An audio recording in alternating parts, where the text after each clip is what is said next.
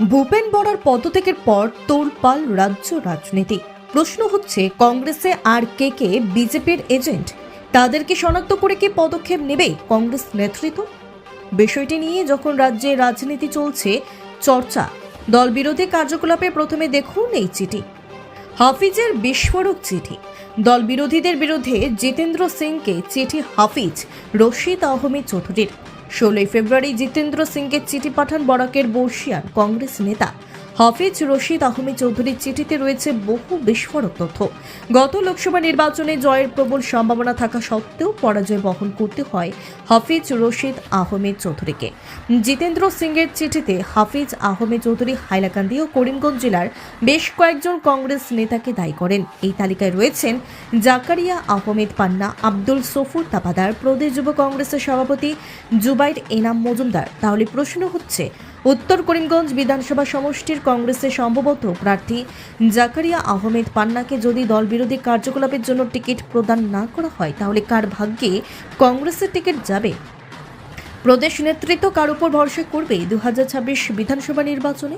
জাকারিয়া আহমেদ পান্না, বিশ্বজিৎ ঘোষ, আহাদউদ্দিন তালুকদার, আহমেদ সাহিল শপথ। কারণ উত্তর করিমগঞ্জ বিধানসভা সমষ্টিতে প্রায় 30,000 মুসলিম সংখ্যালঘু ভোট বেশি রয়েছে। এখানে বিশ্বজিৎ ঘোষকে কংগ্রেসে প্রার্থী প্রদান করলে দলের ক্ষতি হবে। কারণ 2025 গ্রাম পঞ্চায়েত নির্বাচনে টাকার লেনদেনের জন্য বিশ্বজিৎ ঘোষের কল রেকর্ডিং রয়েছে আমাদের হাতে।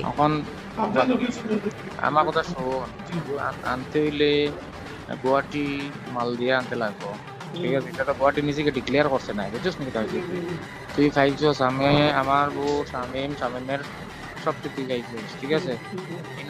বিভিন্ন জনের মস্তাকে খাইতে না বউ, ঠিক আছে? মস্তাকে দিছেও নাই, ও তোমার গুলশনকও আছিল, গুলশনে দিলে দিতে পারে।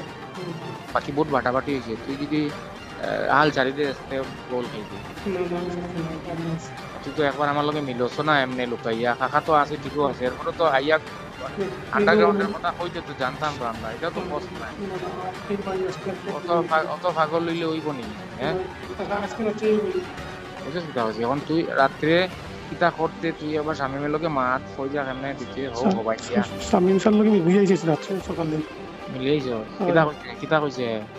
এগুলো যেটা দেবার আগে দিলাইছি। হ্যাঁ, কিতা আগে যেটা দেবার, হ্যাঁ এটা হলে তো দিলাইছি। মিলিয়েছস নি? হয় আচ্ছা, এখন আর দেওয়া লাগতো না শিওর। আর আমারে স্বপন মন্ডলে তোর কথা কইছে, ঠিক আছে? আমারে হাফিজ রশিদে তোর কথা বারবার সংবাদ পরিবেশন করার পরেও কংগ্রেসের ঊর্ধ্বতন কর্তৃপক্ষ কোনো ব্যবস্থা নেন না। কংগ্রেস সংখ্যাগুরু কাউকে উত্তর করিমগঞ্জ বিধানসভা সমষ্টি থেকে প্রার্থী দিলে বিজেপির জয় হবে বলে ধারণা করছেন রাজনৈতিক বিশ্লেষকরা। ব্যাকফুটে রয়েছেন জাকারিয়া আহমেদ পান্না, বিশ্বজিৎ ঘোষ। প্রশ্ন হচ্ছে, তাহলে ভাগ্য কি আহাদউদ্দিন তালুকদারের খুলে যাবে? সেটা হচ্ছে এখন দেখার বিষয়।